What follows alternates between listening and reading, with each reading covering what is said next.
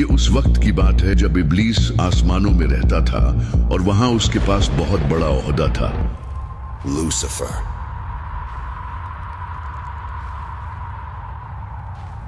वो अल्लाह की बहुत ज्यादा इबादत किया करता था।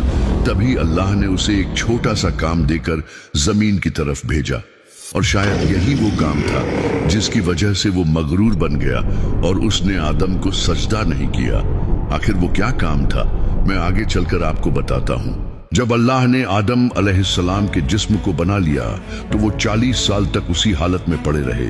फरिश्ते जब पास से गुजरते तो इस जिस्म को देखकर डर जाते। वो सोचते कि पता नहीं अल्लाह कौन सी नई मखलूक बना रहा है, और इब्लीस सबसे ज्यादा डरा हुआ था। वो जब भी गुजरता इस जिस्म को ठोकर मारता और जिस्म से ऐसी आवाज आती जैसे किसी मिट्टी के बर्तन से कोई चीज टकराने की आवाज आती है। एक बार इब्लीस इस जिस्म में मुंह की तरफ से दाखिल हुआ और फिर बाहर निकल आया।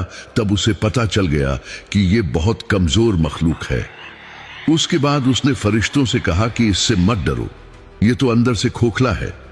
अगर मेरा इससे मुकाबला हुआ तो मैं इसे तबाह कर दूंगा। फिर अल्लाह ताला ने इस जिस्म में रूह डालने का इरादा किया। जब रूह दाखिल की गई तो सबसे पहले सर की तरफ आई और उसी वक्त आदम अलैहिस्सलाम को छींक आई।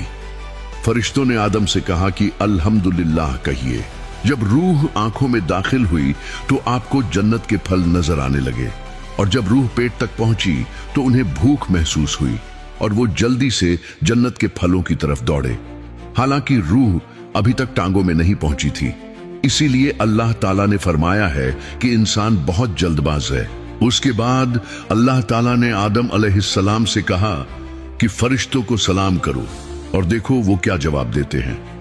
जब आदम अलैहिस्सलाम ने फरिश्तों को सलाम किया तो फरिश्तों ने सलाम का जवाब दिया, और अल्लाह ने कहा कि यही तुम्हारा और तुम्हारी औलाद का सलाम का तरीका होगा। अहादीस के मुताबिक नबी सल्लल्लाहु अलैहि वसल्लम ने फरमाया कि हजरत आदम अलैहिस्सलाम को जुम्मे के दिन पैदा किया गया। इसी दिन उन्हें जन्नत में दाखिल किया गया, और इसी दिन उन्हें जन्नत से निकाला गया, और इसी दिन कयामत भी कायम होगी।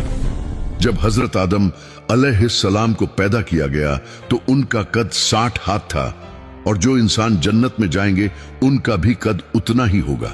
फिर आदम अलैहिस्सलाम को पैदा करने के बाद अल्लाह ने तमाम फरिश्तों को और इब्लीस को हुक्म दिया कि उसे सजदा करो। सब ने सजदा किया, लेकिन इब्लीस ने सजदा करने से इनकार कर दिया। जब अल्लाह ने पूछा कि तूने उसे सजदा क्यों नहीं किया, तो शैतान कहने लगा कि मैं इस मिट्टी से बनी हुई मखलूक को सजदा क्यों करूं, मैं तो आग से बना हुआ हूं। कुछ रिवायात के मुताबिक आदम अलैहिस्सलाम को जिस मिट्टी से बनाया गया था, अल्लाह ने इब्लीस को ही वो मिट्टी लाने के लिए जमीन पर भेजा था और कहा था कि जमीन के मुख्तलिफ इलाकों से हर किस्म की मिट्टी जमा करके लाओ। यही वो काम था जिसके बारे में वीडियो के शुरू में मैंने बताया है, और शायद ये भी एक वजह हो सकती है कि इब्लीस के अंदर हसद पैदा हुआ हो कि जिस मिट्टी को मैं अपने हाथों से उठाकर लाया हूं उसी को मुझसे सजदा करवाया जा रहा है। I will not bow, I will ascend. इब्लीस ने जब सजदे से इनकार किया तो अल्लाह ने कहा कि निकल जा यहां से, तू मरदूद है और तुझ पर हमेशा लानत रहेगी। इस पर शैतान ने कहा कि तूने इस कमजोर मखलूक को मुझसे ज्यादा इज्जत दी है।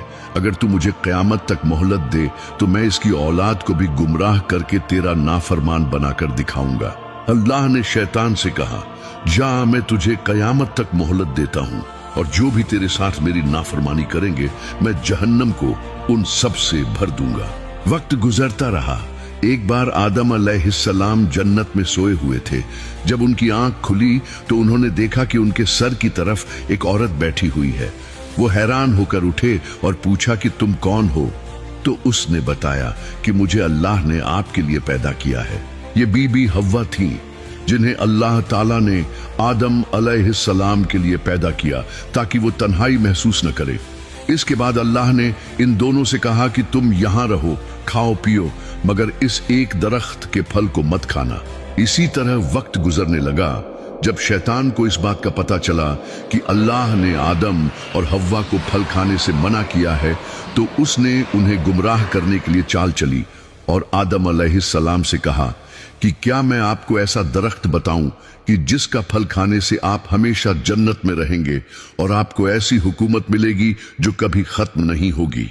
इस तरह शैतान के बहकावे में आकर आदम और हव्वा ने वो फल खा लिया और तभी उनके जिस्म के कपड़े गायब हो गए और वो शर्म के मारे पत्तों से अपना जिस्म छुपाने लगे। जब उन्हें अपनी गलती का एहसास हुआ तो उन्होंने अल्लाह से तौबा की और माफी मांगी। अल्लाह ने उनकी तौबा कबूल की और उन्हें जमीन पर भेज दिया। मुअर्रिखीन के मुताबिक जब आदम अलैहिस्सलाम को जमीन पर उतारा गया तो उसी वक्त उन्हीं के साथ हजरी अस्वद को भी जमीन पर उतारा गया था। इसके बाद आदम अलैहिस्सलाम ने उसे अबू कुबैस पहाड़ की चोटी पर रख दिया और ये अंधेरी रातों में रोशन हो जाता था जिस तरह चांद रोशन होता है। वो दोनों जमीन पर जिंदगी गुजारने लगे। वक्त गुजरता रहा और आदम अलैहिस्सलाम के 2 बेटे पैदा हुए। एक का नाम हाबील और दूसरे का नाम काबील था। काबील खेती बाड़ी